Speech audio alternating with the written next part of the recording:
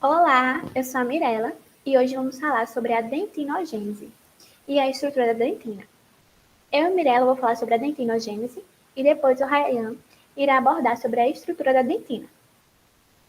Mas antes de entrarmos no assunto propriamente, é importante relembrar a odontogênese, que é um assunto que vai ser importante para entendermos esses processos da dentinogênese.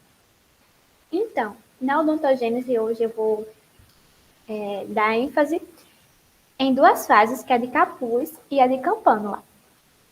Na fase de capuz, conseguimos identificar dois tecidos principais que vão ajudar na formação e no desenvolvimento do germe dentário. São eles o epitélio oral primitivo e o ectomesênquima. O epitélio oral primitivo é caracterizado por essas células mais arroxeadas, mais basofílicas. Já o ectomesênquima são essas células conjuntivas ao redor do epitélio oral primitivo. Olha aqui, tá vendo? Então, do epitélio oral primitivo vai surgir o órgão do esmalte, que é dividido em três regiões principais, que é o epitélio interno, o externo e o retículo estrelado, que futuramente é o órgão do esmalte e todas essas camadas que eu mencionei para vocês, né? Elas serão responsáveis pela formação do esmalte. E abaixo do capuz, temos um aglomerado de células, como dá para ver aqui nessa imagem, que é a papila dentária. E ela vai permitir a formação tanto da dentina como da polpa. Agora, indo para a fase de campânula, a gente pode observar que o epitélio interno do órgão do esmalte já é bem mais desenvolvido, né? Onde está aqui essa seta. Então, vou colocar aqui uma imagem para comparar as duas, a fase capuz e a fase de campânula. E podemos ver que a papila dentária é bem mais desenvolvida, né? Aqui, ó. E nessa fase aqui, a fase de campânula, o germe dentário ele já atingiu praticamente todo o seu volume. Então, os processos que são caracterizados aqui são os de diferenciação celular.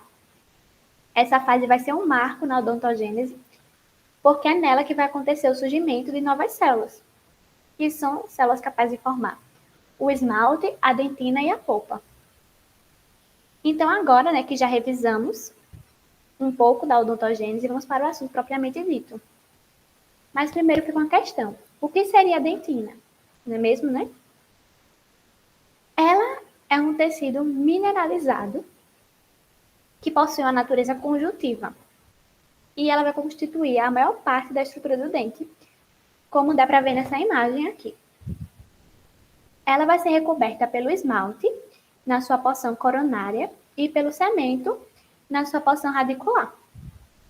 A dentina ainda vai alojar no seu interior um tecido conjuntivo não mineralizado, que é chamado de polpa dentária. Então, por essa razão, esses dois tecidos eles estão intimamente relacionados, desde a fase da formação até que o dente esteja completamente formado. Então, por isso que se dá um nome complexo dentina-polpa. Agora, lembra que eu disse, né, que a odontogênese era importante? Então, a dentina vai ser formada por células denominadas odontoblastos, que vão se diferenciar a partir de células ectomesenquimais da papila dentária. E isso ocorre após uma influência organizadora que irá vir do epitélio interno do esmalte. Então, dessa forma, a papila dentária ela vai ser o órgão formador da dentina. E que depois vai se tornar a polpa do dente. Então, essa imagem aqui é para ilustrar, né, a formação da dentina. Até para ficar mais fácil de compreender. E se lembrarmos da imagem que eu mostrei, deixa eu voltar aqui um pouquinho, possui uma similaridade, né, com a fase campânula. Então, o que isso quer dizer? Que a dentinogênese vai ocorrer nessa fase mesmo, na fase campânula. Então, a formação da dentina vai dar nessa fase. A diferenciação, né, dos odontoblastos vai ser muito importante, não somente para entender, né, o desenvolvimento normal, mas também para explicar e também ser capaz de influenciar o recrutamento quando necessário para entender a dentina, para reparar a dentina. Ou seja, né, é importante entender a diferenciação dos odontoblastos tanto para o desenvolvimento normal, quanto quando precisa de um recrutamento para reparar a dentina. Então, uma vez que vai ser estabelecida a fase campânula, o germe praticamente para de crescer. E já tem a essa altura todos os elementos celulares necessários para formar as estruturas dentárias. Então, assim, nos locais correspondentes às futuras cúspides coronárias, que é onde a dentina vai começar a sua formação. Então, a atividade mitótica vai se interromper e as células de epitélio interno do órgão do esmalte, que eram originalmente cúbicas ou cilíndricas baixas, elas vão se tornar propriamente cilíndricas. O núcleo delas vai aparecer muito alinhado, próximo ao extrato intermediário.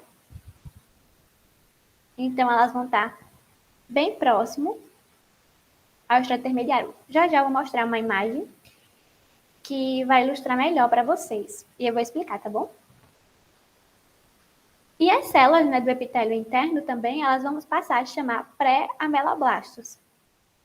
Então, nessa fase, as células da papila vão estar afastadas dos pré-ameloblastos, deixando uma estreita faixa acelular. E as células ectomesenquimais da papila vão ser pequenas, de forma fusiforme ou estrelada, com o núcleo localizado centralmente e tem um citoplasma escasso que contém poucas organelas.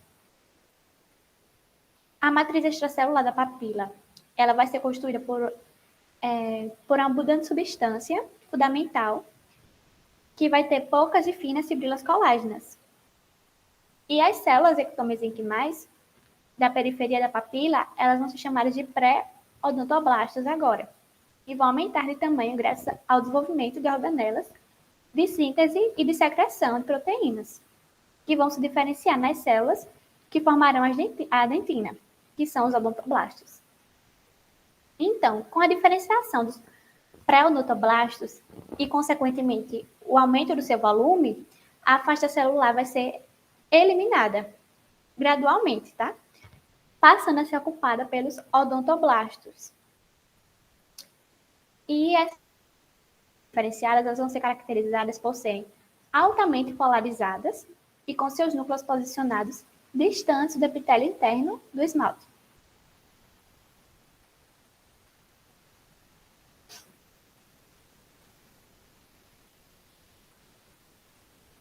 Aqui nessa imagem podemos ver, né, a zona celular que eu estava falando, que separa as células indiferenciadas da papila dentária do epitélio interno do esmalte em diferenciação.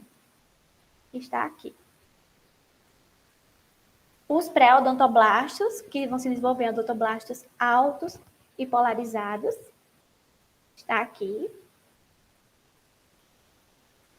E tá vendo? Focos de mineralização. Aqui está o retículo estrelado.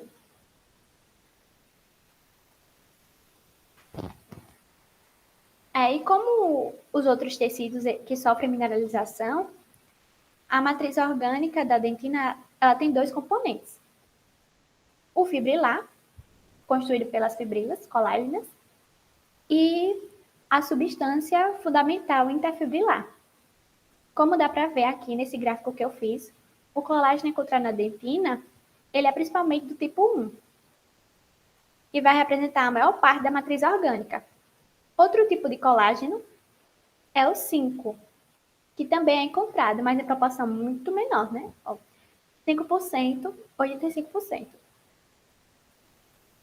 Por ser o colágeno do tipo 1 é o componente mais abundante dessa matriz, né, como podemos ver, os odontoblastos recém-diferenciados vão apresentar características ultraestruturais típicas de uma célula sintetizadora e secretora de proteínas, com polo ou extremidade proximal, né, do lado do núcleo e distal do lado da matriz em formação.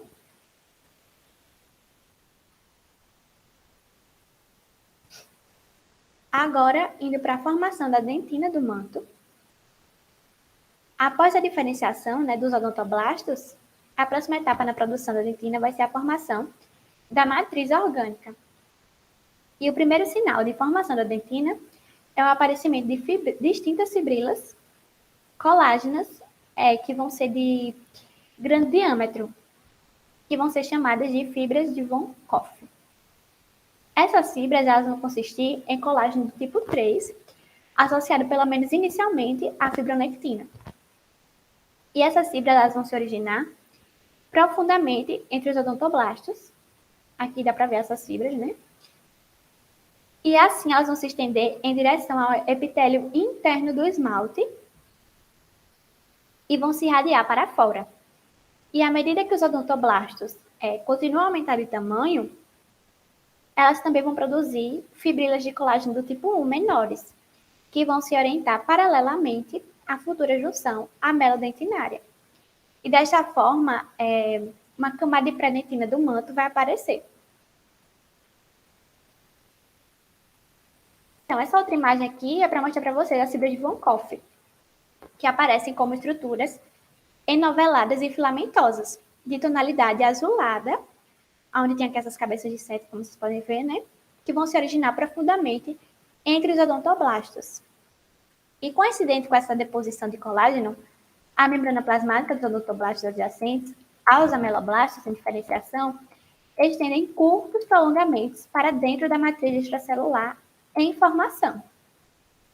Então, conforme os odontoblastos formam esses prolongamentos, da célula também brota uma série de pequenas vesículas que vão ser revestidas por membrana, conhecida como vesículas da matriz, que vão se posicionar superficialmente próximo à lâmina basal. E em seguida, o odontoblasto, né, vai desenvolver um prolongamento celular, que é o prolongamento odontoblástico ou prolongamento de Thomas, que é uma fibra, também pode se chamar de fibra de Thomas, e que vai ser deixado para trás na matriz dentinária em formação, à medida que o odontoblasto vai se mover em direção à polpa. Então, nessa imagem aqui, a presença de abundantes vesículas de matriz bem definidas, como podemos ver aqui, nesta matriz extracelular, vai indicar que a mineralização ainda não iniciou. A fase mineral aparece inicialmente no interior das vesículas da matriz, como cristais isolados, e se acredita que eles sejam semeados pelos fosfolipídios presentes na membrana das vesículas. Então, esses cristais vão crescer rapidamente e vão se romper às margens das vesículas para se espalhar como um agregado de cristalitos, que vão se fundir como agregados adjacentes para formar uma camada contínua de matriz mineralizada. Então, a deposição de mineral vai seguir atrás da formação da matriz orgânica, de maneira que uma camada de matriz orgânica chamada pré-dentina sempre seja encontrada entre os odontoblastos e à frente de mineralização. Então, após a mineralização, proteínas não colagênicas da matriz, produzidas pelos odontoblastos, vão entrar em cena para regular a deposição de minerais. Então, dessa maneira, a dentina do manto coronal é formada, né, uma camada, e depois é adicionada a dentina primária circunpulpar. Então, primeiro a dentina do manto coronal, formada uma camada, e depois adicionada a dentina primária, que também é chamada de circunpulpar. Então, nessa imagem dá para ver o prolongamento odontoblástico.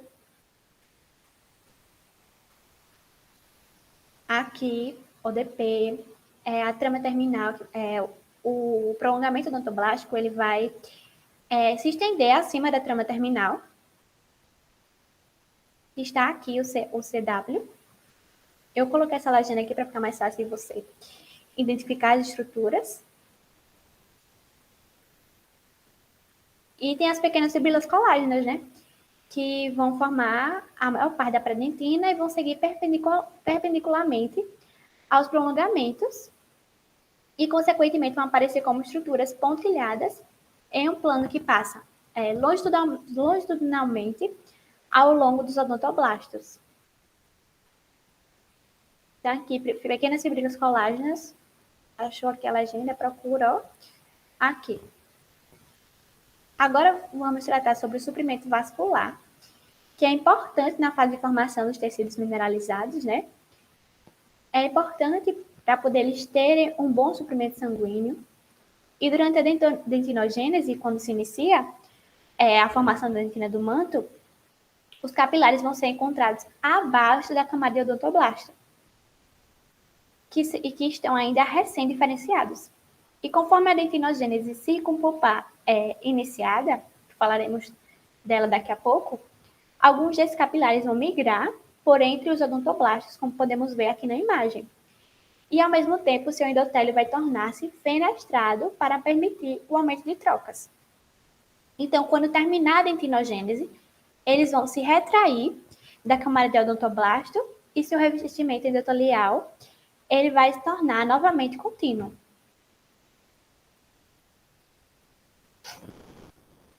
E ao longo de toda a dentinogênese, né, a mineralização ela é alcançada através da contínua deposição de minerais, que se dá inicialmente nas vesículas da matriz e depois na frente de mineralização.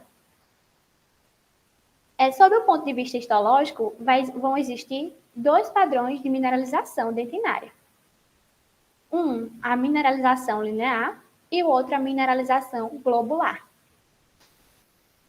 Como podemos ver aqui antes de eu falar sobre cada um, aqui está o odontoblasto, aqui também, e aqui a pré-dentina.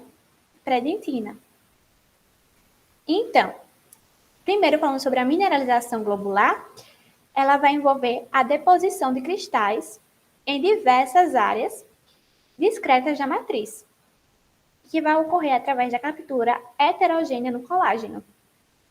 E com o crescimento contínuo dos cristais, massas globulares serão formadas, que vão continuar a aumentar de tamanho e finalmente vão se fundir para formar uma massa calcificada única.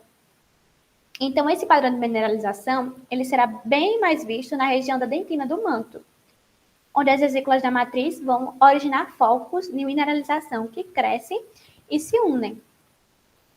Então, onde está essa seta aqui, é onde está ocorrendo a mineralização.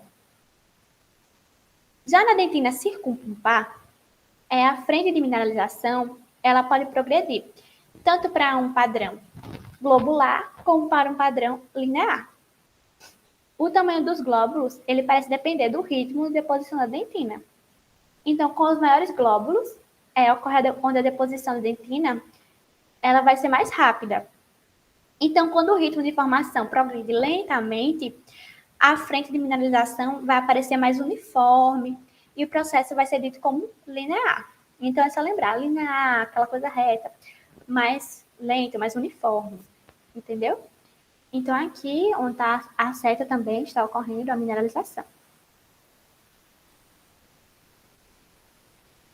Agora, tratando sobre a formação da dentina circumpulpar, uma vez terminada a formação da dentina do manto, os odontoblastos completamente diferenciados vão produzir a dentina circumpulpar.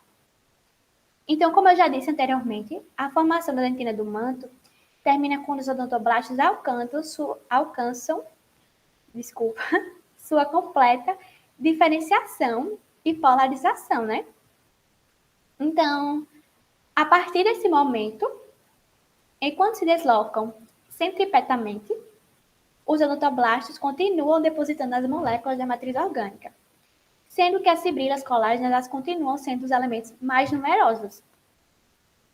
Além do colágeno, o restante dos componentes da matriz extracelular ele vai ser secretado quase que exclusivamente pelos odontoblastos. Por causa do quê? Por causa dos complexos juncionais entre suas membranas plasmáticas distais. Então, durante a formação da dentina, por aposição centrípeta, sempre permanece uma camada não mineralizada de pré-dentina. Então, como a formação ocorre por aposição centrípeta, como eu já falei, agora a dentina do manto ela vai ser extremamente adjacente. A dentina do manto ela vai ser externamente adjacente e não extremamente, então. há uma nova camada da matriz não mineralizada, que vai ser chamada de pré-dentina, que por sua vez ela vai constituir, quando mineralizada, a primeira camada da dentina circunpolar. E esta, por sua vez, também é adjacente a outra camada recém-formada de pré-dentina. Então, quando esses eventos acontecem, os odontoblastos têm um único processo, o qual vai se tornar rodeado pela dentina mineralizada na sua extremidade mais distal e rodeado pela pré-dentina também, que está adjacente ao corpo do odontoblasto. Inicialmente, durante a calcificação da dentina, permanece um espaço em volta do prolongamento odontoblástico. Mas, uma vez alcançada essa espessura necessária, começará a ser secretada, provavelmente, pelas extremidades distais dos prolongamentos, uma fina matriz orgânica de composição distinta, que é quase totalmente desprovida de fibrilas colágenas, que vai se mineralizar rapidamente e ainda vai se tornar mais densa e homogeneamente calcificada do que a dentina, que foi inicialmente formada.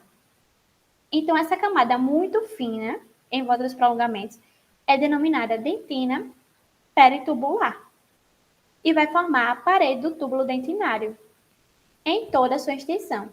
O restante da dentina, ela vai ser chamada de dentina intertubular e representa a maior parte do tecido. Embora no início da dentinogênese, a dentina peritubular comece a ser formada após a dentina intertubular. Uma vez formadas, mais ou menos, as duas passam a ser formadas simultaneamente, persistindo nesse padrão até o término da dentinogênese circunpulpar. Então, aqui está o prolongamento odontoblástico, aqui a peritubular e aqui a intertubular.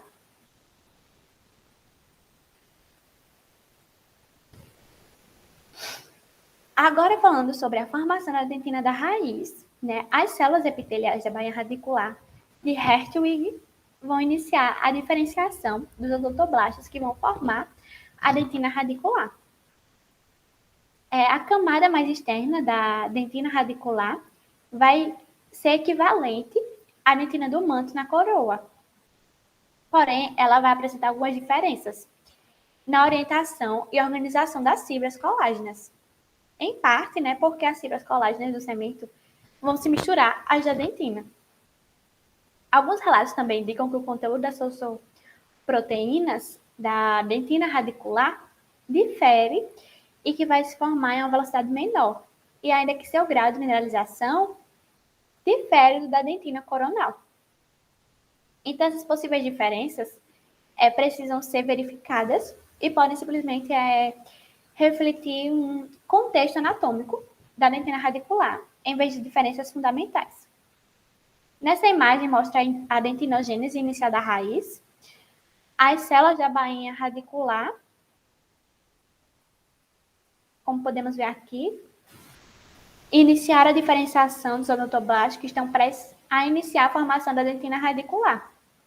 Então, as primeiras fibras colágenas da matriz, elas estão alinhadas paralelamente à lâmina basal, que vai sustentar as células da bainha radicular, Vai sustentar as células da bainha radicular.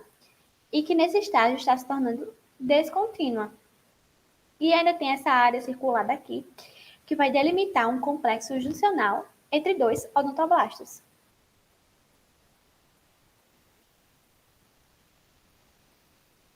Agora, falando sobre a dentinogênese secundária e terciária, a dentina secundária ela vai ser depositada após o término da formação da raiz. E ela é formada pelos mesmos odontoblastos que vão formar a dentina primária. E vai representar uma continuação da dentina primária. Como dá para ver na imagem, a região onde os túbulos dentinários mudam a direção, que é onde está a cabeça de seta aqui, nessa região, vai delimitar a junção entre as dentinas primárias e secundárias. A formação da dentina secundária, ela vai ser alcançada essencialmente do mesmo modo que a formação da dentina primária. só que em um ritmo mais lento. E a dentina secundária ela pode ser distinguida histologicamente da dentina primária, né, através de uma linha de demarcação sutil, um leve diferencial na coloração e uma organização menos regular dos túbulos dentinários. Como podemos ver aqui, né, essa diferença na coloração. Já a dentina terciária, ela vai ser depositada em locais específicos em resposta à injúria por odontoblastos danificados ou por células de substituição derivadas da polpa. O ritmo de deposição ele vai depender do grau de injúria. Quanto mais grave for a injúria, mais rápido vai ser o ritmo de deposição da dentina. E como resultado, né, dessa deposição, as células vão se tornar frequentemente aprisionadas na matriz recém-formada e o padrão tubular vai se tornar grosseiramente distorcido. Então, na imagem aqui, onde tem as setas, estão as inclusões celulares. Aqui é para você tirar um print, né, resumindo aqui, isso tem no Catibúria. A formação da dentina do manto, o período transicional, a formação da dentina circupulpar, tá bom? E agora, para finalizar a minha parte sobre a dentinogênese, eu trouxe aqui sobre a dentinogênese imperfeita. Como o nome já diz, né? Imperfeita, não ocorre da maneira correta. Ela é conhecida, né, se caracteriza por ser um distúrbio de caráter genético e é causada por mutações no gene. Agora, peraí, que o nome é difícil. É cialofosfoproteína. Cialofosfoproteína da dentina. E esse gene é responsável por codificar grande parte das proteínas não colagenosas da dentina. Então, mutações nesse gene podem desativar ou interferir indiretamente no metabolismo dessas proteínas. E com isso, alterar a composição e a formação da dentina de diferentes formas. Então, devido a essa variabilidade de manifestações clínicas dos casos, né, de dentinogênese imperfeita, ela vai ser classificada em 3 tipos, que é o tipo 1, tipo 2 e tipo 3. O tipo 1 ele vai ocorrer associado à osteogênese imperfeita. E no exame clínico, a cor da dentição ela vai poder variar do cinza a um violeta acastanhado ou até mesmo castanho amarelado. E todos apresentam uma tonalidade opalescente ou translúcida. E as coroas vão apresentar de forma curta, com sinais de exposição dentina e ainda o desgaste coronário. E ainda na radiografia, vai haver um aspecto característico de dentes com coroa de forma bulbosa e uma presença de constrição cervical acentuada. As características clínicas e radiográficas da dentinogênese imperfeita do tipo 2 vão ser iguais à do tipo 1. Mas o que vai diferenciar, né, um tipo do outro? Vai ser a ausência da osteogênese imperfeita na do tipo 2.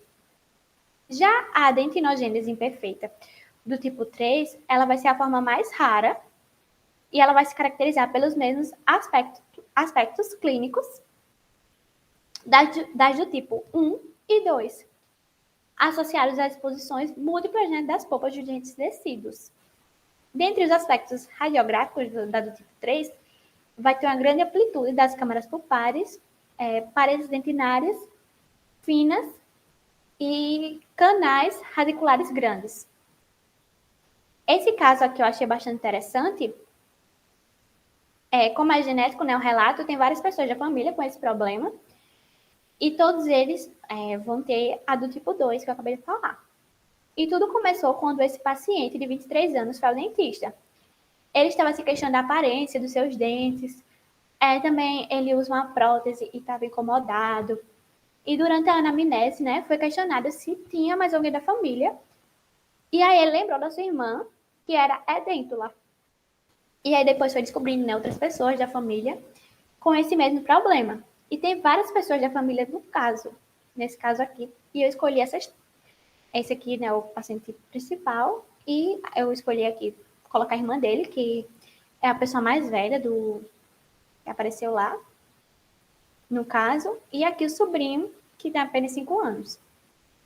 Então, como podemos ver aqui, né, a coloração dos dentes amarela castanhada, um desgaste coronário, coroas bulbosas, como eu tinha falado antes, ausência, né, de várias unidades, imobilidade, né, em outras, as câmaras pulpares obliteradas e raízes encurtadas.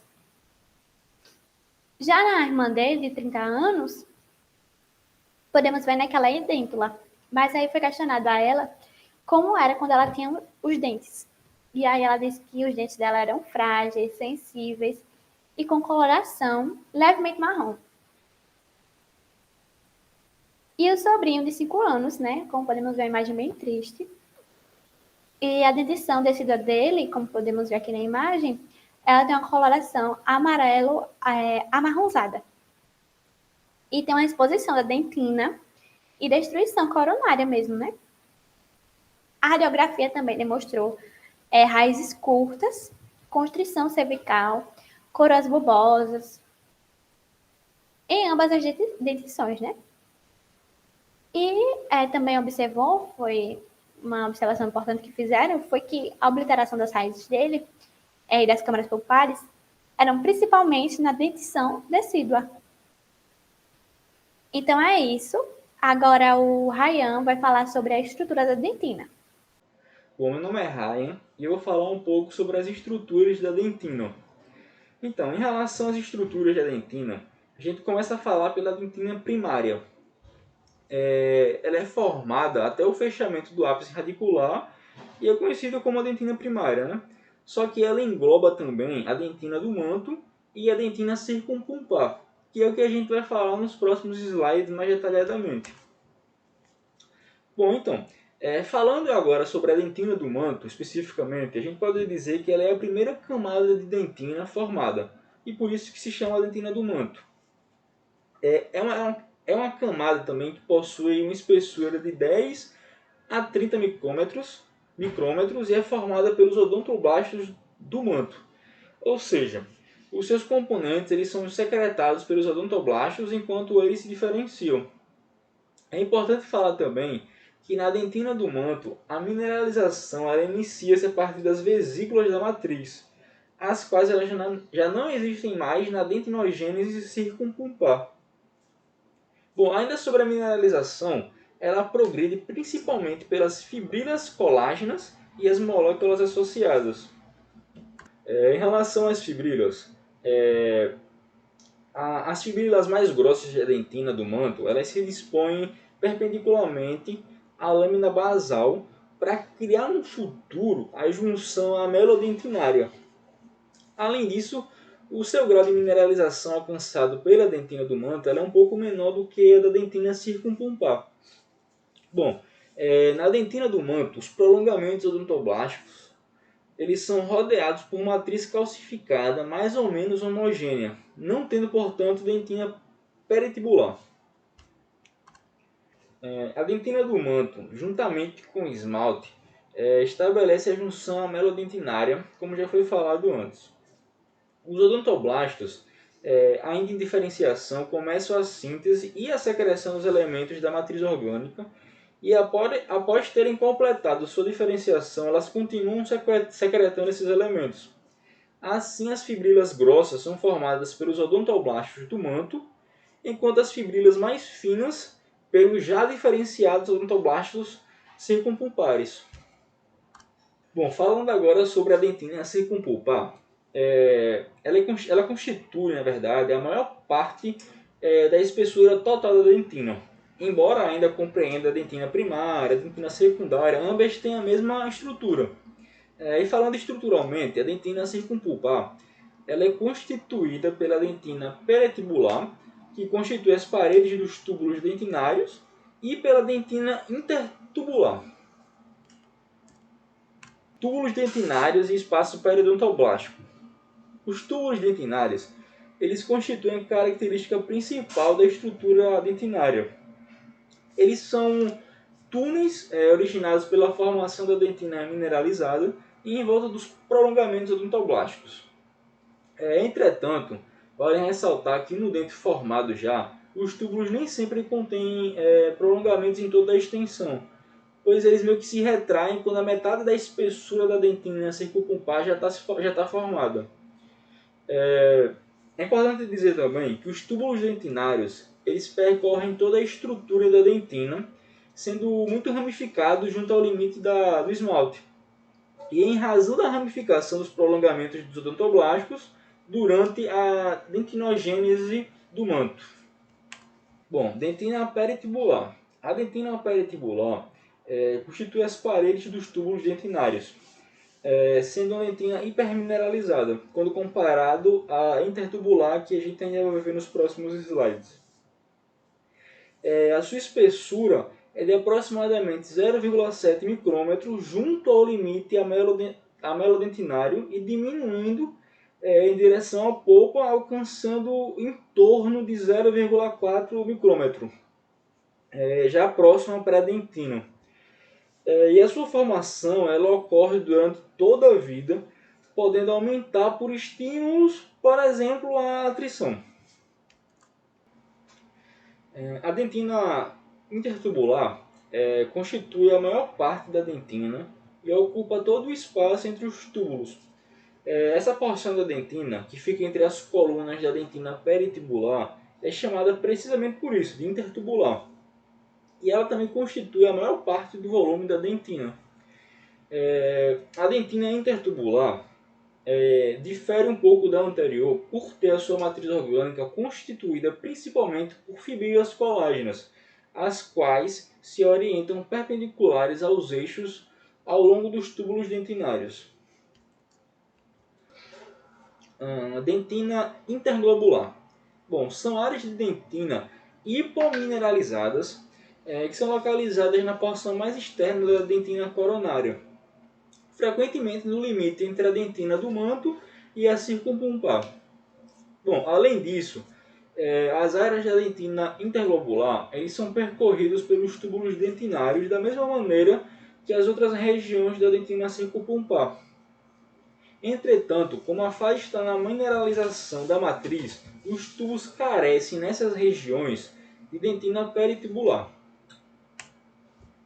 Bom, linhas incrementais. Bom, a formação da dentina ela segue um padrão incremental. O que isso quer dizer? A formação da matriz orgânica de dentina e sua subsequente mineralização segue um padrão rítmico. Longas fases de formação de dentina que são seguidos por curtos períodos de repouso. Ou seja, isso determina a formação de linhas incrementais perpendiculares ao longo dos eixos dos túbulos dentinários. Isso tudo é chamado de linhas de von Ebner. Bom, dentina secundária e terciária. A dentina primária ela se forma até que é completado o ápice radicular. Entretanto, a deposição da dentina ela ocorre durante toda a vida, só que num ritmo bem mais lento. Assim, a camada formada após o fechamento do ápice da raiz é denominada de dentina secundária. Bom, apesar da dentina secundária ser depositada em todas as superfícies da dentina voltadas para a polpa, ela apresenta uma maior espessura na face palatino-lingual dos dentes anteriores e no assoalho da câmara pulpar nos posteriores. Em relação à dentina terciária, ela tem uma estrutura irregular e pode ser de dois tipos, reacional e reparativa. A dentina terciária reacional é irregular, não tendo, portanto, uma estrutura tubular ordenada das dentinas primárias e secundárias. Já a dentina terciária, do tipo reparativa, é formada por células indiferenciadas da polpa, originando-se na maioria das vezes um tecido semelhante ao osso primário, considerando-se uma dentina do tipo osteoide, que a gente vai ver nos próximos slides. Outros tipos de dentina. Bom, a osteodontina é o tipo de dentina mais comum e existe abundantemente em peixes. Já a Vasodentina ela caracteriza-se por capilares no interior de tecidos dentinários.